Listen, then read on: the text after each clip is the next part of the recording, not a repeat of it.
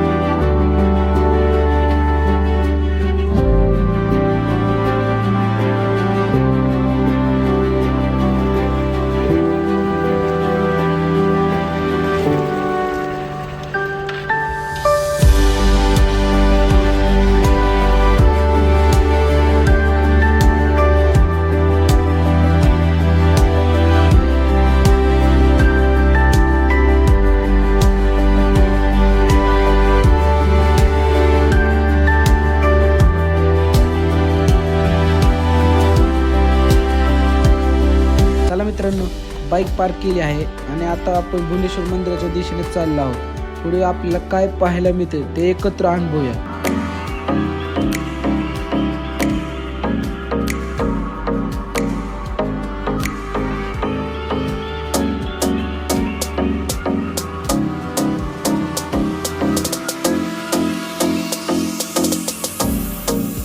मित्रांनो, आपण आता भुलेश्वर मंदिराच्या आवारात आलो आहोत. इथे पाऊल ठेवताच एक वेगळी शांतता आणि भक्तिमय वातावरण जाणवत आहे. आजूबाजूचा निसर्ग आणि मंदिराची भव्य रचना मनाला खूपच आकर्षित करते. समोर दिसत असलेले हे भव्य बुलेश्वर मंदिर अनेक शतकांपासून इथे उभं आहे.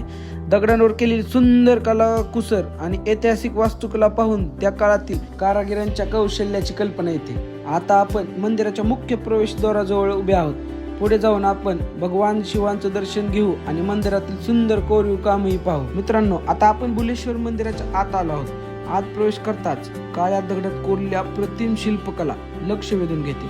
मंदिरातील खांब, भिंती आणि छतावर देवदेवतांच्या तसेच विविध पौराणिक प्रसंगाच्या सुंदर कोरीव आकृत्या पाहायला मिळतात. मंदिराच्या गाभारात भगवान शिवाची पिंडही स्थापित आहे, जिथे भाविक मोठ्या श्रद्धेने दर्शन घेतात. मंदिरातील शांत आणि प्रसन्न वातावरण मनाला वेगळी शांती देते. अनेक वर्ष उलटून गेली तरी या मंदिराचे सौंदर्य आणि कलाकुसर आजही तितकीच भव्य आणि आकर्षक दिसते. बुलेश्वर मंदिरातील दगडी कोरीव काम हे मध्ययुगीन स्थापत्यकलेचे उत्कृष्ट उदाहरण मानले जाते. इथे काही दुर्मिळ शिल्पे आणि नक्षीकाम पाहायला मिळते, ज्यामुळे इतिहासप्रेमी आणि पर्यटक विशेष आकर्षित होतात.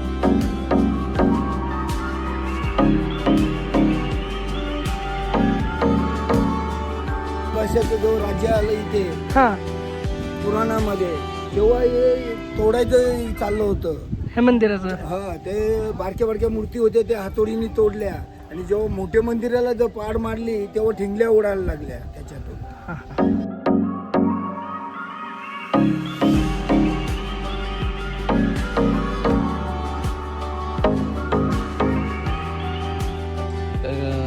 नमस्कार मित्रांनो. तर बाबा, तुम्ही इथलेच का? हा, जरा माहिती सांगा. हे मंदिराचा विषय असा आहे की पुराणच काळाचं मंदिर आहे. म्हणजे शिवाजी महाराजांच्या बी अगोदरच्या काळातलं मंदिर आहे. हे पहिले याचं भुलेश्वर आहे. तर हे यांचं पूर्वी नाव भोले होतं. भोले म्हणजे काय झालं की असे भुलून एखाद्या माणसाला कसं पावन झाले होते. त्याच्यानंतर मग पुरं नाव याचं बोलेश्वर असं पडलं. ह्या एरियाचं नाव बोलेश्वर पडलं. अशा जातीचं कारण औरंगजेबाने काही आतमध्ये चित्र त्याची तोडून टाकलेली आहेत. हो बघितले आम्ही हा सगळे चित्र हे केले. हे काय अशा ह्या दिशेने असं ह्या दिशेने आले, इकडून असे ह्या दिशेने आले ना असे येऊन हे सर्व चित्र बित्र तोडून हे मग जेजुरीला गेले इकडून. हा जेजुरीचा खंडोबा आहे तिकडे गेले मग काय. तर अशा रीतीचं हे मंदिर म्हणजे इतकं जुनं मंदिर आहे, भयंकर आहे म्हणजे. म्हणून त्याला ते हे जे आपल्या हिंदू धर्माप्रमाणे नाहीये ते नाही, घोंगट जे हा. काढलेत ना जे लांबून ते वेगळं दिसते नाही का? वेगळं दिसतं म्हणजे मुसलमान. हा कारण मुसलमानांनी मिलिसांनी ह्या भारतावरती 350 वर्षे राज्य केलेले हा त्या काळात. म्हणून त्यांनी तसं बांधलेलं आहे ते की असं वाटावं त्यांना की हे मस्जिद आहे असं काय त्याची रीती. आता हे असे हे बांधकाम आहे हे आताच्या लोकांना जमल काय बांधकाम नाही. पण या बांधकामामध्ये वरचा दगड आहे आणि खालचा दगड आहे त्याला ते त्याच्यात घुसवलेले आहे. कुणाच्या बापाच्या नाही पारीने निघणार नाही, ती कुणाच्या निघणार नाही. तिथं पूजा चालली होती आणि पार्वती आणि शंकर तिथं आलेले होते आणि ते थोडेसे याच्यात होते म्हणून त्या तोंड नंदीचं असं आहे ना त्याची कारण होय. त्याची कारण आहे ती पूजा चालली होती आणि तिकडं न बघावा म्हणून असं तोंड दिसतंय. तर सामान्य माणसाला काय वाटणार की पण नाही तसं नाही असंही.